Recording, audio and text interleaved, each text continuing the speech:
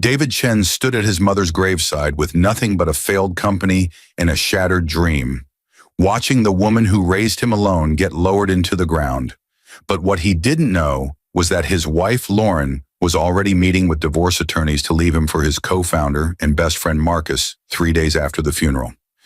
David, whose tech startup had just imploded spectacularly after losing their Series B funding, believed he'd lost everything when his wife handed him divorce papers with Marcus listed as her emotional support during his financial crisis, completely unaware that his mother had secretly amassed a $400 million fortune and left every penny to the son she protected from that world. Lauren moved into Marcus's luxury condo 2 weeks later, posting photos of her fresh start on social media while David slept on a friend's couch. But neither his ex-wife nor his former best friend knew about the inheritance documents waiting in a law office across town. What happens when a man who lost his company, his marriage, and his mother in the span of 3 weeks discovers he's worth $400 million? What did David do with his inheritance that would make his ex-wife question every decision she'd ever made?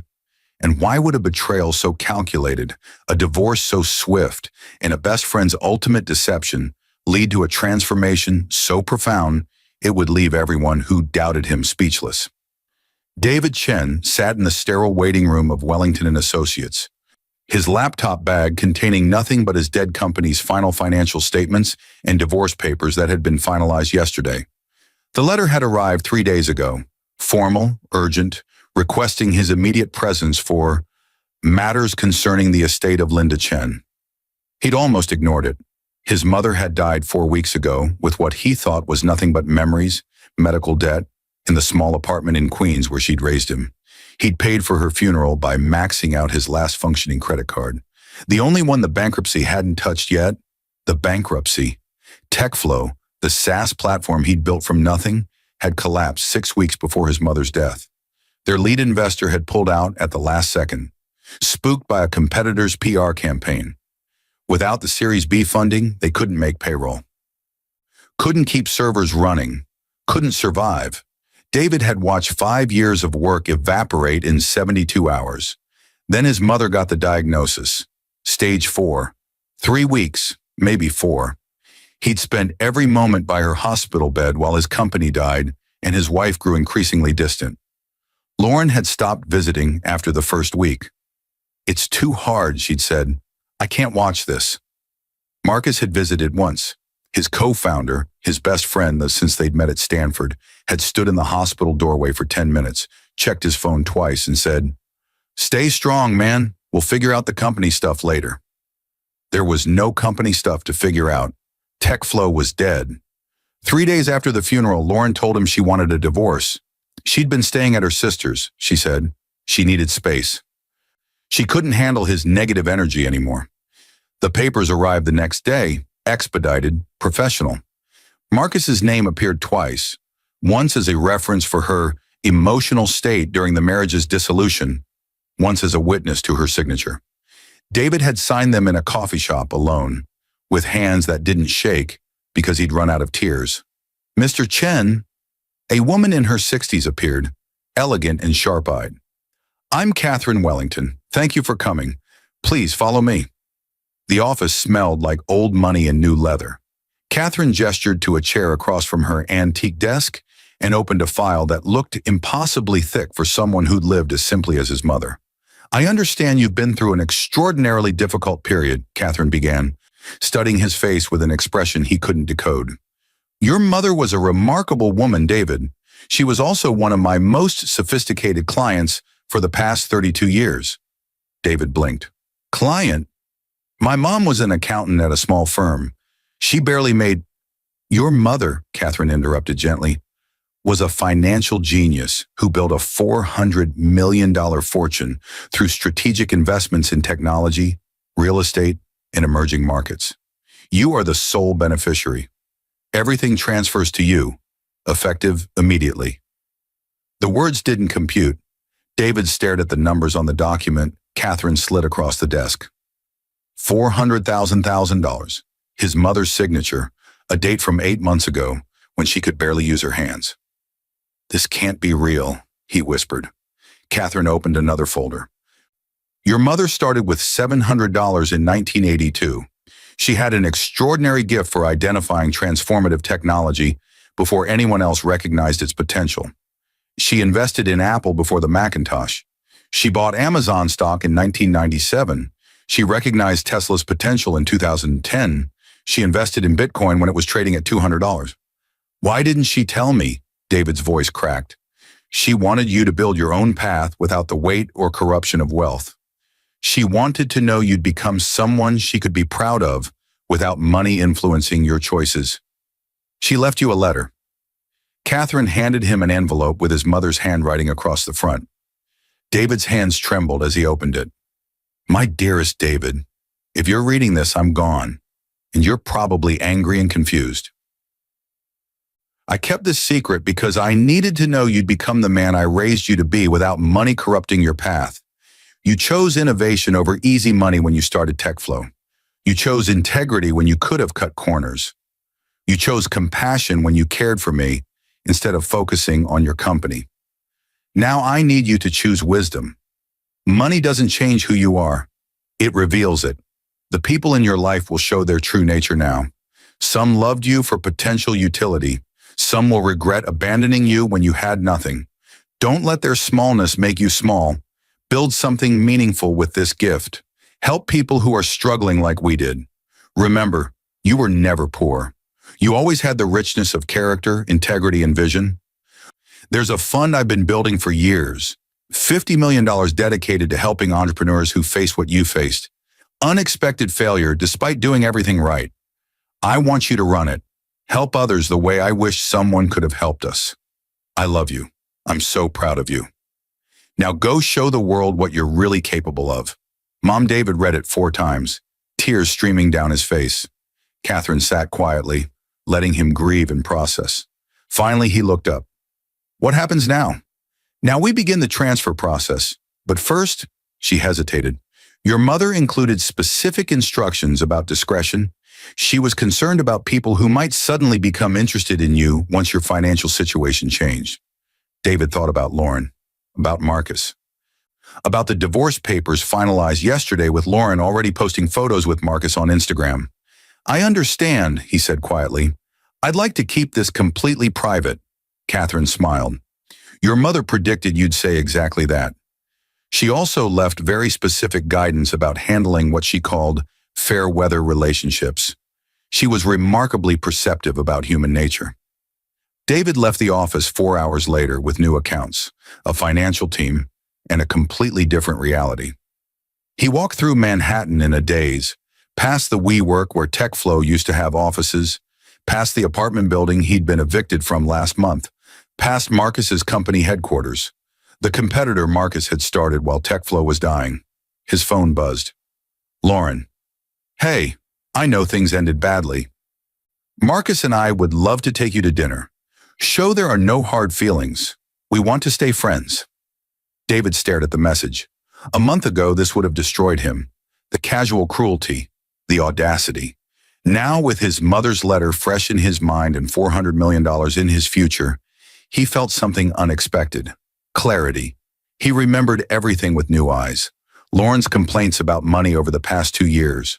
Her growing closeness with Marcus as TechFlow struggled. The way she'd started comparing David's risky startup to Marcus's stable success. The business dinners she'd had with Marcus that she called networking. The way Marcus had offered to help financially while subtly undermining David's confidence. They'd been planning this. While David sat by his mother's hospital bed, Lauren and Marcus had been building their future together. They'd waited just barely long enough after the funeral to seem respectful. His mother had known. Somehow, she'd known everything. David walked to Bryant Park and sat on a bench, watching the city move around him. He could do anything now. Buy Marcus's company and shut it down. Hire the most vicious lawyers and make Lauren regret every choice. Fund a competitor to crush Marcus's business.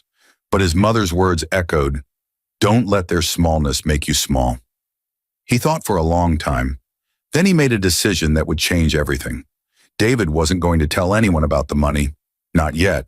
He was going to watch and learn who people really were when they thought he had nothing. He was going to build something his mother would be proud of, and when the time was right, when Lauren and Marcus revealed exactly who they'd become, he'd show them what real success looked like.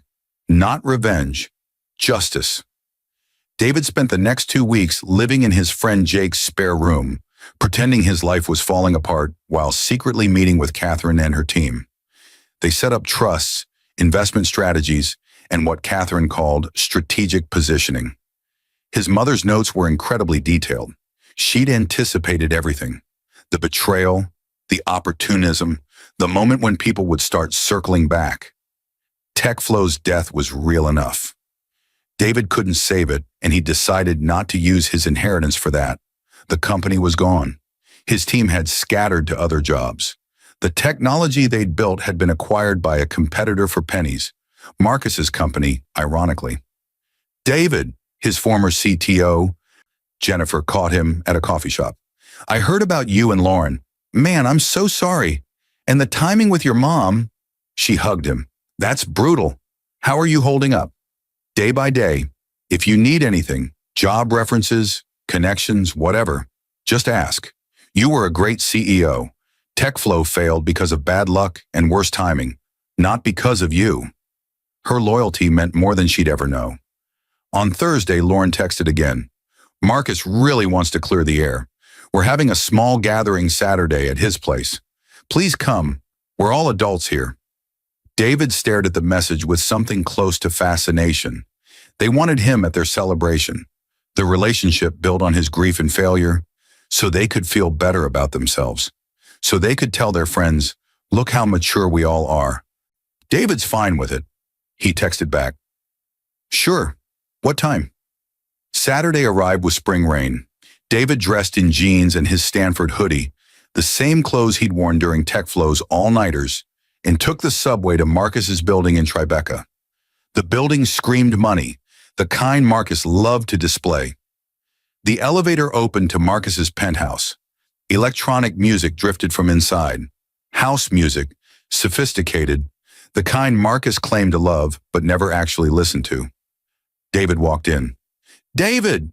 Marcus appeared immediately, all white teeth and practiced enthusiasm. He wore designer athleisure that probably cost more than David's funeral expenses. "Bro, so glad you came. Takes a real man to do this." David shook his hand, noting how Marcus's grip was slightly too firm, establishing dominance. "Wouldn't miss it."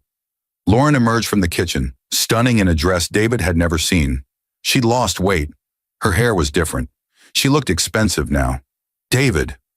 She kissed his cheek, a gesture so familiar and alien, it made his stomach turn. "Thank you for coming. I know this is weird, but I really think we can all move forward positively." "Absolutely," David said, his voice steady. "You both look happy." And they did. That was the thing that struck him most. Lauren glowed with satisfaction, and Marcus radiated triumph. They'd won. They had each other, they had money, they had success. And David, broke, grieving, failed entrepreneur David, was here to validate their choices by accepting defeat gracefully. Other guests arrived: tech bros, venture capitalists, successful founders. Marcus introduced David as "my co-founder from TechFlow," with that same heavy hand on his shoulder. Lauren played perfect hostess, occasionally touching Marcus's arm with ownership. David watched it all with detachment. He sipped beer. Marcus had expensive wine but served guest craft IPAs, and listened to conversations about valuations and exits. Nobody asked about his mother. Nobody asked about his plans. Then Sarah Kim arrived, one of Silicon Valley's most successful angel investors, a woman worth billions who'd made her fortune backing moonshots. David had met her once, years ago, at a pitch competition. "Marcus," Sarah's voice cut through the noise. "Love what you're doing with the TechFlow acquisition. Smart play." Marcus's smile was pure ego. "Thanks. Sometimes you have to recognize when someone else's failure creates your opportunity. Actually, I wanted to talk to you about expansion capital. Always fundraising." Sarah laughed. "That's what I like about you. Relentless." Her eyes landed on David. "Don't I know you?" "David Chen," David said, shaking her hand. "We met at TechStart competition 3 years ago." "Chen," Sarah's expression sharpened. Wait, Linda Chen was your mother? The room went quiet. Marcus and Lauren both turned, confused. Yes, David said simply. Sarah's entire demeanor changed. I heard about her passing. I'm devastated. Your mother was legendary. She invested in my first fund back in 2005 when nobody else would touch it. Gave me $2 million and told me to trust my instincts. Changed my entire life. David felt his chest tighten. She never mentioned that. She wouldn't. Linda didn't invest for recognition. She invested in people she believed in. Sarah studied David with new intensity. Are you working on anything new? I'm figuring things out. TechFlow was a learning experience. Linda told me once that failure teaches more than success ever could. Sarah pulled out her phone. Give me your number. I'd like to talk. I'm looking to back second-time founders, people who've learned from mistakes. Your mother's son is someone I'd want to hear from. Marcus materialized at David's elbow. Sarah, you don't need to. David's going through a transition right now. Financial issues, personal stuff. I'm sure he's not really in a position to. I'm asking David, not you, Sarah said coolly, and something in her tone made Marcus step back. David gave Sarah his number.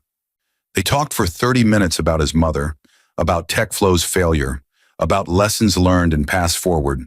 The party continued around them, but David felt the shift. Marcus kept glancing over, his smile strained. Lauren hovered nearby, listening with an expression David couldn't quite read. When Sarah left, she squeezed David's hand. Your mother saw something in me when I had nothing. I'd like to pay that forward. Call me next week. After she left, Marcus poured himself a heavy whiskey. That was random. Sarah usually doesn't give anyone that much attention. She knew my mom, David said simply. Lauren touched David's arm. I didn't know your mother was connected to people like Sarah Kim. My mom knew a lot of people. She worked in finance for 40 years. But the seed was planted. David could see it in Lauren's eyes. In the way Marcus reassessed him, they were wondering. David left early, thanking them for their hospitality. As he walked out, he heard Marcus's voice, lower now. Did you know his mother knew Sarah Kim? That could have been useful when we were fundraising. The door closed on the rest. Monday morning, Sarah Kim called. They met at a quiet cafe in Brooklyn, far from Marcus's world of glass towers and bottle service. I looked into TechFlow, Sarah said, sliding a folder across the table. Solid product, good team, strong early traction. But you failed because your lead investor got cold feet, not because the vision was wrong. That's generous. It's accurate. Your mother taught me that the best investments aren't about avoiding failure. They're about backing people who learn from it. She opened the folder. Here's what I see. A founder who bootstrapped a product market fit, who prioritized team culture over growth metrics, who made ethical choices that cost him but built real loyalty. Your mother would call that character. What are you suggesting? I'm suggesting you build something new. I'll back you with $5 million.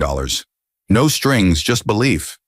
Not because you're Linda's son, because you're someone who learned what matters? David studied her carefully. Why would you do this? Because your mother invested in me when nobody else would, and she taught me that wealth is responsibility.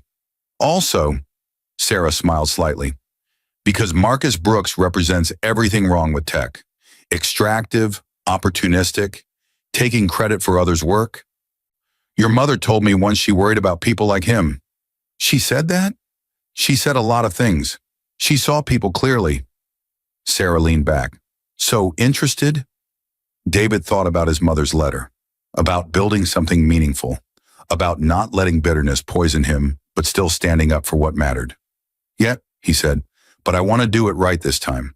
Sustainable growth, real value creation, team equity, not just building to flip. Sarah extended her hand. Your mother would be proud.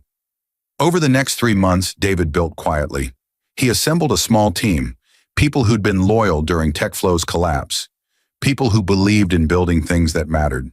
They worked from a modest office in Brooklyn, funded by Sarah's investment, but Catherine had other plans too. She introduced David to the people on his mother's list, 50 entrepreneurs, investors, and leaders his mother had quietly supported over 30 years. Each one knew Linda Chen. Each one grieved her. Each one wanted to honor her by supporting her son. They formed something unprecedented, the Linda Chen Collective, a network of values-driven investors committed to backing founders who prioritized impact over extraction. David became the coordinator, the bridge between his mother's philosophy and a new generation of builders. News spread slowly, then all at once. TechCrunch ran a feature. The secret investor, Linda Chen's $400 fortune, and her mission to change how tech works. The article detailed her investment philosophy, her incredible returns, her focus on character over credentials. David was interviewed. He talked about his mother's values, her belief in patience, her focus on building lasting value. He never explicitly mentioned his inheritance, but the implications were clear. Marcus called. David let it go to voicemail. Lauren sent a long email about mistakes and growth and second chances. David deleted it without finishing. He saw them 6 weeks later at Tech Week, a major industry conference. The Linda Chen Collective was announcing a $50 million fund for second-time founders who'd failed despite doing everything right. David was on the main stage. Lauren saw him first. Her face went white. Marcus turned, his expression cycling through confusion, recognition, and something like horror. After his panel, they approached. David was surrounded by people, founders seeking advice, investors wanting to collaborate, journalists asking questions. But he saw Lauren and Marcus hovering at the edge. Finally, they got close. David, Lauren's voice was thin, I didn't know you'd be speaking. Representing my mother's foundation. We're doing important work. Marcus's jaw clenched. Your mother's foundation? The one with $400 million in assets, yes. She built it over 30 years. I run it now. The reality crashed into them visibly. The rumors they'd heard, the TechCrunch article, Sarah Kim's sudden interest, the network of powerful people who knew Linda Chen.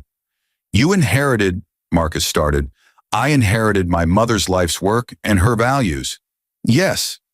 Lauren's hand went to her throat. You let us think. I didn't let you think anything. You saw what you wanted to see. Neither of you ever asked about my mother's life beyond how her illness inconvenienced you. That's not fair, Marcus said, his voice rising. You deliberately hid. I lived my life. You deliberately showed me who you were when you thought I had nothing. Thank you for that. It was educational. Sarah Kim appeared at David's side. David, they're ready for the fund announcement. Coming. David turned back to Lauren and Marcus one last time. My mother taught me that character is what you do when nobody's watching. You both showed me yours perfectly. I hope you build the life you wanted, just without me in it. He walked away. Behind him, he heard Lauren's sharp breath, Marcus's muttered curse. On stage, David announced the Second Chance Fund, $50 million dedicated to founders who'd failed for reasons beyond their control. He talked about his mother's vision, her belief that failure was a teacher, her understanding that the best entrepreneurs were often those who'd learned humility. The applause was deafening. Afterward, a young founder approached, nervous, maybe 26, wearing clothes that had seen better days. Mr. Chen, I'm Michael Torres. I built a fintech startup that collapsed when our bank partner went under. Lost everything. Your mother never knew me, but this fund, it's exactly what people like me need. A second chance. David felt his chest tighten. Tell me about your vision. They talked for an hour. Michael's ideas were solid, his lessons learned real, his hunger to build something meaningful genuine. Apply to the fund, David said. We're looking for exactly this. When Michael left, Catherine appeared. Your mother would be so proud. I hope so. I know so. You chose building over bitterness, purpose over revenge, elevation over destruction. That's who she raised. David looked around the conference, at founders hustling, investors evaluating, the endless churn of ambition and vision. He thought about Lauren and Marcus, probably still reeling somewhere. He felt no bitterness, just clarity, just purpose. Catherine, he said, I want to expand the fund. I want to focus on founders who sacrifice something meaningful for family, people who chose care over career, like I did. Your mother allocated resources for exactly that. $20 million in what she called the Caregiver Founders Fund, for people who put family first. Of course she did. Of course she'd thought of everything. David smiled. Then let's get started. Across the venue, Marcus and Lauren left early. David saw them go and felt nothing but peace. They'd shown him who they were. He'd shown them what he'd become, and he'd built something his mother would be proud of. That was all that mattered. 6 months later, the Linda Chen Collective had funded 37 companies. Michael Torres's fintech startup was thriving. The Caregiver Founders Fund had given second chances to 15 entrepreneurs who'd sacrificed careers for family. David stood at his mother's grave on what would have been her 75th birthday. He brought flowers, simple ones, the kind she loved. "We did it, Mom," he said quietly. "We're building something that matters, something you'd be proud of." His phone buzzed. A text from an unknown number. "Mr. Chen, I'm a founder who lost everything caring for my sick partner. Just saw the Caregiver Fund. Crying as I write this. Thank you for seeing us. Thank you for understanding. Thank you for your mother." David read it twice, tears in his eyes. This was what wealth was for. Not revenge. Not proving anything to people who'd never mattered. Purpose. Impact. Honoring the woman who'd built everything so he could do something meaningful with it. He looked at his mother's headstone, at her name etched in simple granite. "I love you, Mom. Thank you for everything." The wind picked up, rustling through the trees, and for just a moment, David could almost hear her voice. "I'm proud of you, David. Now keep building," he would.